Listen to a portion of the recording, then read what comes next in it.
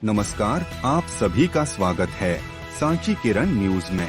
मध्य प्रदेश शासकीय वाहन चालक यांत्रिक कर्मचारी संघ द्वारा अपनी समस्याओं को लेकर मुख्यमंत्री को ज्ञापन दिया गया। वहीं हम आपको बता दें कि अनुशासित और कर्मठ तथा समर्पित भाव से सेवा करने वाले मध्य प्रदेश के शासकीय वाहन चालक यांत्रिक कर्मचारियों की महत्वपूर्ण मांगे हैं, जिसके निराकरण हेतु संज्ञान में लाना चाहते हैं। जैसे स्थायी कर्मचारियों को नियमित करने, नियमित कर्मचारियों की भांति समस्त सुविधाओं का लाभ दिया जाए, दैनिक वेतन भोगियों को नियमित किया जाए जैसी अन्य मांगे रखी गई हैं।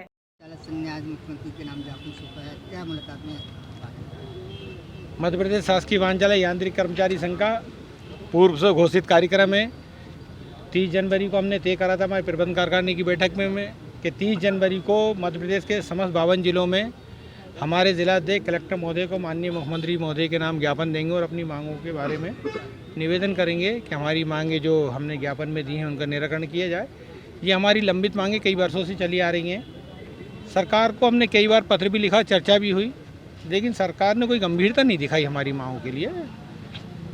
हम सरकार के अभिन्न अंग हैं, वाहन चालक हैं। वाहन चालक यदि अपनी ईमानदारी से ड्यूटी नहीं करे तो मैं समझता हूँ कि सरकार के जितने भी विकास के कार्य प्रदेश में चल रहे हैं वो कहीं ना कहीं प्रभावित होंगे। अभी हमने सिर्फ आज 30 जनवरी को ज्ञापन देने का ही कार्यक्रम रखा था। यदि सरकार हमारी मांगों के ऊपर निराकरण नहीं करती है, गंभीरता से विचार नहीं करती है, तो आगे हम हमारी प्रबंध कारखाने की बैठक करेंगे। पूरे प्रदेश में चक्का जाम करने की अगर स्थिति आती है तो हम चक्का जाम भी करेंगे, लेकिन हमारे साथियों के साथ जो अन्याय हो रहा है हम उसको बर्दाश्त नहीं करेंगे। सरकार से कई बार बोला है कि हमारी मांगों को पूरा करो, लेकिन सरकार नहीं कर रही है। सरकार लगातार कर्मचारियों के साथ छलावा कर रही है, वो धोखा दे रही है। अभी जैसे सरकार ने हमको डीए दिया है, वो डीए हमको 4% जनवरी से दे दिया।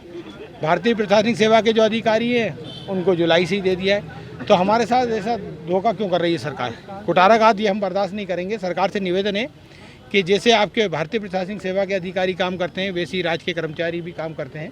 कर्मचारियों को भी आप उसी नज़र से देखो जैसे भारतीय प्रशासनिक अधिकारियों को आप देखते हैं।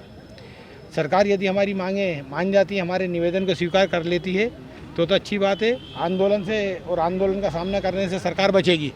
यदि सरकार हमारी मांगें नहीं मानती है तो प्रदेश में जितने भी शासकीय और अर्धशासकीय वाहन चालक हैं, निगम मंडल के जितने भी वाहन चालक साथी हमारे साथ जुड़े हुए हैं, वो सारे के सारे अनिश्चितकालीन हड़ताल करेंगे और अनिश्चितकालीन हड़ताल में कोई भी वाहन नहीं चलेगा।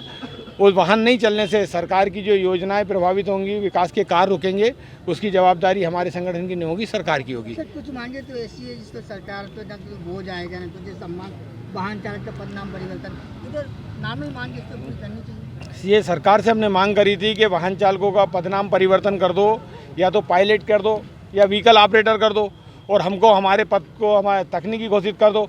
सरकार का इसमें एक पैसे का खर्चा नहीं जा रहा, लेकिन इसी से हम ये अंदाज़ा लगा सकते हैं और आप मीडिया के भी साथी भी इससे अंदाज़ा लगा सकते हैं कि सरकार कर्मचारियों की मांगों की ओर ध्यान ही नहीं दे रही। जहां आर्थिक बोझ नहीं है उनको भी पूरा नहीं कर रही है, जिस पे आर्थिक बोझ आ रहा है उसको भी पूरा नहीं कर रही। समझ में नहीं आ रहा सरकार चाह क्या